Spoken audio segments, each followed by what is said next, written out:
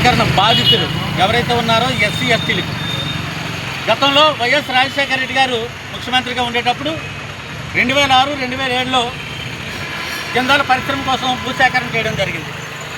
వేలాది ఎకరాలు మరి భూసేకరణ చేశారు. చేసిన తర్వాత జిందాల్ కంపెనీ వాళ్ళు మరి అక్కడ ఫ్యాక్టరీ పెట్టలేకపోయారు. కంపెనీ నిబంధనల ప్రకారంగా మరి గవర్నమెంట్ జీవోల ప్రకారంగా ఏ కారణం కొరకైతే ఆ భూములు తీసుకున్నారో అదే కారణం కోసం ఉపయోగించలేని పక్షంలో ఆ భూమిని రైతులకు అప్పగించాలి.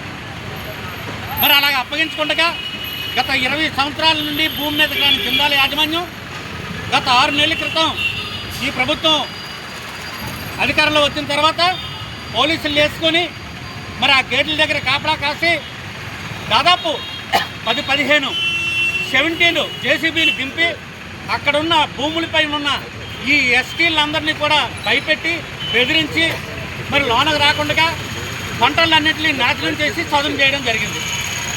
కిందటి సోమవారం గ్రీవెన్సాలకు వచ్చి రిప్రజెంటేషన్ చేస్తే అధికారులు మరి భూమి మీద వీళ్ళు లేరట కదా అని చెప్తే నిజమేంటో తెలుసుకోవడానికి నేనే స్వయంగా వెళ్ళడం జరిగింది. అక్కడున్న మరి ఆ పరిస్థితులు చూస్తే అక్కడున్న విఆర్ఓ గారిని మరి అక్కడున్న ప్రజలందరినీ అడగడం జరిగింది. జిందాల్ వారు ఈరోజు వరకు రాలేదు, ఈరోజు వరకు భూమి మీద ఎస్టీలే ఉన్నారు. మరి 6 నెలల క్రితం జిందాల్ కంపెనీ మరి పోలీసులు బెటాలియన్ పెట్టుకొని ఇక్కడ గేట్ దగ్గర ఉండి మరి పంటలన్నింటినీ కూడా సదును చేసి భూమిని వాళ్ళు తీసుకోవడం జరుగుతుందని బెదిరించి తీసుకోవడం జరుగుతుందని చెప్పారు. నేను ఒకటే అడుగుతూ ఉన్న అధికారులని, ఐఏఎస్లోని ఐపీఎస్లోని, అయ్యా ప్రజలకి మీరు అకౌంటబిలిటీగా ఉండాలా తప్పితే కంపెనీలకు కాదు. జిందాల్ కంపెనీ మరి ఆల్రెడీ అందులో నుంచి క్విట్ అయిపోయి వెళ్ళిపోయింది. మళ్ళీ ఈరోజు వెనకాతల ఎవరో వ్యక్తులుండి ఆడించడం వల్ల మా భూములు మేము తీసుకుందాం అంటున్నారు. తప్పలేదు.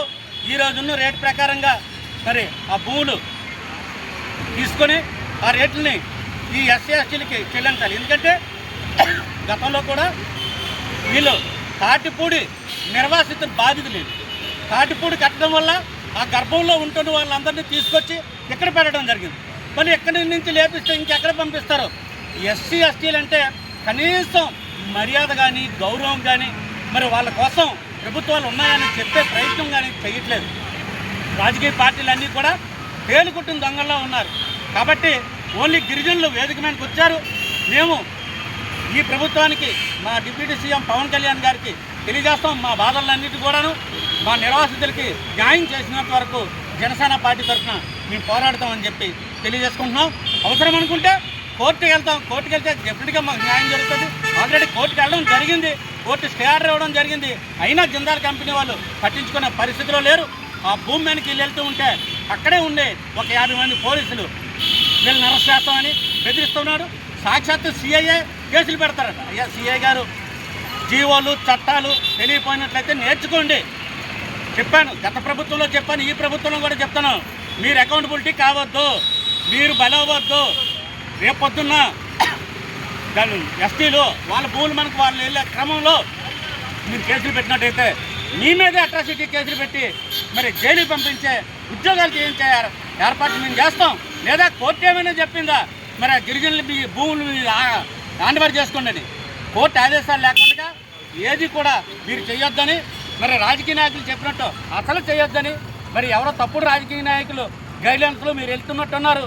ఖచ్చితంగా గిరిజనులన్నా ఎస్టీలన్నా ఎస్టీలకన్నా అన్యాయం జరిగితే ఖచ్చితంగా పవన్ కళ్యాణ్ గారు స్పాట్లోకి వచ్చి న్యాయం చేసే ప్రక్రియను ఆయన మొదలుపెట్టారు. ఖచ్చితంగా జిందాల్ నిర్వాసితులైన ఎస్టీలందరికీ కూడా న్యాయం జరుగుతుందని ఆశిస్తున్నాం.